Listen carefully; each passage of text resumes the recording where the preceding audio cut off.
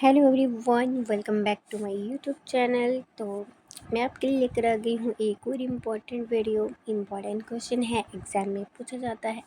तो चलिए हम इसको देख लेते हैं और आप नोट कर लीजिए, अपनी कॉपी लीजिए और उसमें जो है लिखना शुरू कर दीजिए।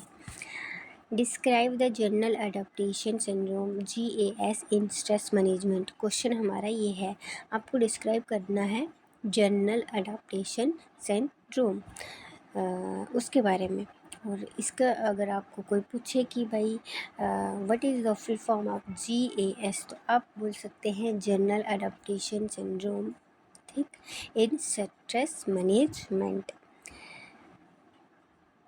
आंसर आप देखिए, general adaptation syndrome GAS is a stress response जो होता है मॉडल प्रपोज्ड बाय हंस सिले। ये जो हंस सिले हैं, इन्होंने जो है, इनके मुताबिक इन्होंने जो है इसका दिया हुआ, उन्होंने ही इसको जो है मतलब इसके बारे में डिस्क्राइब किया है, ठीक है। पायनियर इन स्ट्रेस रिसर्च जो है इसी ने की है, हंस सिले ने इसके बारे में रिसर्च की है। ये भी क्वेश्चन आपको एक MCQs में, कोई भी अगर आप मतलब आपका सब्जेक्ट है इग्नू में, तो इस तरह से MCQs वगैरह नहीं आते हैं। लेकिन अगर आप कोई मतलब रेगुलर में कर रहे हैं तो वहाँ पे MCQs वगैरह आते ही होंगे, मतलब आते ही हैं लगभग। कोई भी पूछ लेगा कि भाई किसने दिया है GAS जो है इसका, वो कौन है, मतलब किसने इसके बारे में रिसर्च किया, तो आप हंस सिले बोल सकते हैं, ठीक है। ये भी चीज़ पॉइंट याद रखना है। It outline the body three stage इसके अंदर आती है फिजियोलॉजिकल रिस्पॉन्स टू स्ट्रेस के, मतलब इसके अंदर जो GAS के अंदर जो है 3 स्टेजेस होती हैं। तो पहली स्टेज आपकी आ गई अलार्म स्टेज, जहाँ पे क्या आपको अलार्म होता है। जैसे आप, एक बॉडी है आपकी, मतलब जैसे आपके जो 5 जो सेंस हैं, मतलब जैसे जिसको कह सकते हैं 5 इंद्रियाँ, तो वो उस मतलब सबका अलग अलग जो है होता है, मतलब काम है ना। तो यही समझ सकते हैं आप। जो अलार्म स्टेज है, यहाँ पे आपको जो है, the alarm stage is the initial reaction जो होता है, इनिशियल रिएक्शन देते हैं। जो अलार्म स्टेज है वो मतलब आपको उस मतलब पता चल जाता है, रिएक्शन मिल जाता है बॉडी से कि क्या हुआ है। जो स्ट्रेसर, जिसको मतलब स्ट्रेस हुआ होता है, जो स्ट्रेसर है उसको पता चल जाता है, उसको अलार्म मिल जाती है। जब इंडिविजुअल जो है परसीव थ्रेट उसको मिलता है stressor, the body activate the fight और फ्लाइट रिस्पॉन्स। ये आपको पता है, फाइट और फ्लाइट के बारे में अगर आपने नहीं पढ़ा है तो आप सर्च कर सकते हैं। मेन आपको यहाँ पे ये है, फाइट और फ्लाइट। मान लो आपको एक कोई भी मतलब कोई सिचुएशन है आपके सामने, तो मान लो आपके सामने एक शेर आ जाता है ना, तो आप उस समय क्या करोगे? या तो आप उस शेर के साथ लड़ोगे या तो उससे भागोगे। लेकिन आप लड़ तो नहीं, मतलब अगर आप लड़ोगे तो ये तो आपको पता है भाई डेंजरस है, वो खा भी सकता है हमें। लेकिन आप उससे अगर जितना भागोगे भागोगे, मतलब आप भाग सकते हो उससे। तो यही एक ये चीज़ बोलता है, फाइट और फ्लाइट, लड़ो या मरो ये बोल सकते हो आप, है ना। During this stage the sympathetic nervous system जो होता है is stimulated, leading to the release of stress hormone जो होते हैं लाइक एड्रेनल एंड जो कॉर्टिसोल होता है। स्पेलिंग आपको बता दूं, ADRENALINE लिख दो, CORTISOL, स्पेलिंग मिस्टेक नहीं होनी चाहिए। सेकंड है आपका रेजिस्टेंस स्टेज। सेकंड स्टेज आपकी रेजिस्टेंस स्टेज होती है जब द स्ट्रेसर जो होता है परसिस्ट और बिकम्स क्रोनिक, मतलब जो जो मतलब बंदा है, जो इंडिविजुअल है, मतलब वो बीमार होता है ना, उसको पता है भाई क्रोनिक हिसाब से बीमारी हो चुकी है ना। तो आपको जो एक तो लॉन्ग टर्म की बीमारी होती है, एक शॉर्ट टर्म की बीमारी होती है। तो उसमें जो है ये चीज़ें आती हैं, है ना, रेजिस्टेंस स्टेज में। तो जो क्रोनिक डिजीज़ है आपका, द बॉडी एंटर्स जब होता है रेजिस्टेंस स्टेज उसको कहते हैं।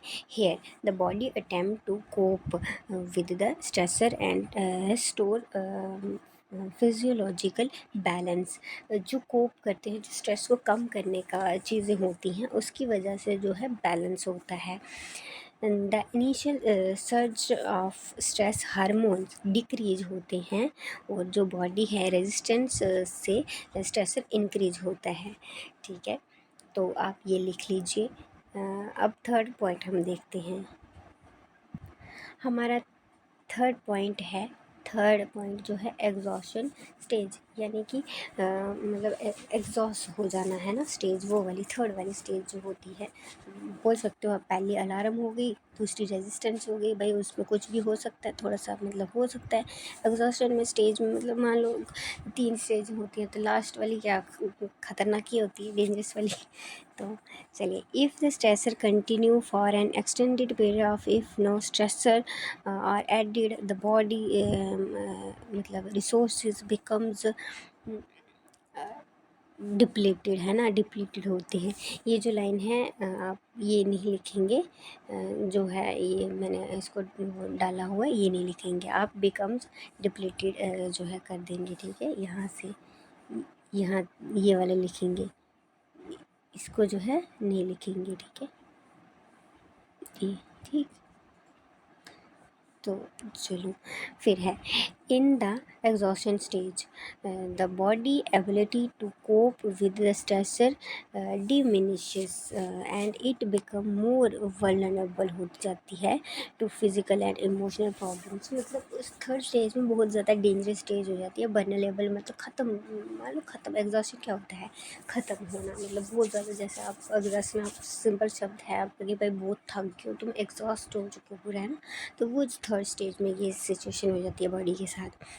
जो टेंशन है बोलते हैं चिंता, चेता तक लेके जाती है, तो वही चीज़ है इसमें, आप ये समझ सकते हैं। तो लास्ट स्टेज जो है सीधा आपको चेता तक ही लेके जाएगी है ना। फिर चलो ये आप देखिए, GAS जो है provides a framework for understanding how the body respond to stress and how stress can impact overall well-being.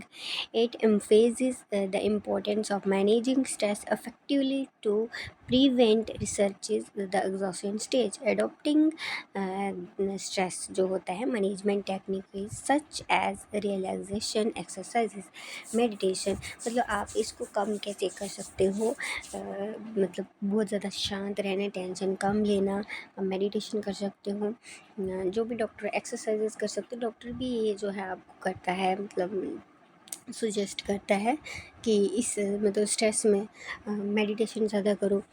जो चीज़ आपको पसंद होती है वहाँ पे जाओ, जैसे आप, बहुत सारे लोगों को हिल्स पसंद होते हैं, मतलब पहाड़ों में जाना, ये सब उनको नेचर अच्छा लगता है, तो वहाँ पे जाओ, उनको लिख के जाओ। जो बंदा इस चीज़ से, डिजीज़ से हो चुका है, मतलब अफेक्ट कर चुका है, भाई घूमो, थोड़ा फिरो, थोड़ा सा आपको चेंज आएगा, माइंड में चेंज आएगा। तो ये चीज़ आप कर सकते हो, है ना। रेगुलर एक्सरसाइज कर सकते हो, और seeking social support can help individual cope. ठीक है, वो जो कोप करने में जो हेल्प होती है विद स्ट्रेस, सॉरी, तो सपोर्ट कैन हेल्प इंडिविजुअल कोप, है ना, with stress, reduce it's negative effect जो है and maintain optical health and performance. तो यहाँ तक ये क्वेश्चन है। आई होप आपको ये समझ में आ चुका होगा। तो आपका एक और इम्पॉर्टेंट क्वेश्चन है जो कि हम यही इसी वीडियो में ये भी देख लेंगे। Examine the primary preventive stress management technique for organisation. यहाँ पे आपको जो है प्राइमरी प्रिवेंटिव होता है स्ट्रेस, प्राइमरी मतलब प्री मेरा आपको जो स्टार्टिंग वाला प्राइमरी हिसाब से होता है, जो मतलब स्टार्टिंग वाली चीज़, primary stage, technique for organization. ये क्वेश्चन आपका पूछा गया है। चलिए आंसर इसका देख लेते हैं। Primary preventive stress management technique for organization focus on creating a healthy and supportive work environment that help employee cope with stress। जो help करता है cope करने में, मतलब स्ट्रेस को कोप करने में, बिफोर इट बिकम्स ओवरवेलिंग। ठीक है, ओवर फिल्विंग लिखा है, हाँ ठीक है। तो इससे पहले मतलब ये हेल्प करता है। These techniques These techniques aim to address the root causes of stress, इसका जो एम होता है वो रूट के जो कॉजेज़ होते हैं stress and promote overall wellbeing among employees. Some primary preventive stress management technique for organisation include जो है इसके अंदर आती है। तो आपको ये लिख लीजिए, पूरा इम्पोर्टेंट क्वेश्चन है। फर्स्ट आपको जो ये पॉइंट वाइज होता है ना, ये हमेशा याद रखना चाहिए। अगर आप पूरा मटेरियल याद ना रखो लेकिन पॉइंट हमेशा याद रखने हैं, जो कि आप एग्ज़ाम में खुद से भी बना सकते हो। लेकिन पॉइंट ही नहीं आते होंगे तो क्या बनाओगे। वर्कलोड मैनेजमेंट, देखो वर्कलोड मैनेजमेंट क्या होती है, इंश्योरिंग दैट एम्प्लॉयज़, वर्कलोड बहुत ज़्यादा होता है और responsible and manageable can prevent exercise stress properly as assessing and distributing tasks among team members, setting realistic deadlines and avoiding overburdening individual can significantly reduce stress level, है ना। तो ये workload management जो होता है ये इसका एक पॉइंट है। तो आपको इतना तो समझ में आ रहा होगा। चलिए सेकंड है आपका जॉब डिज़ाइन। जो आपकी जॉब डिज़ाइनिंग होती है,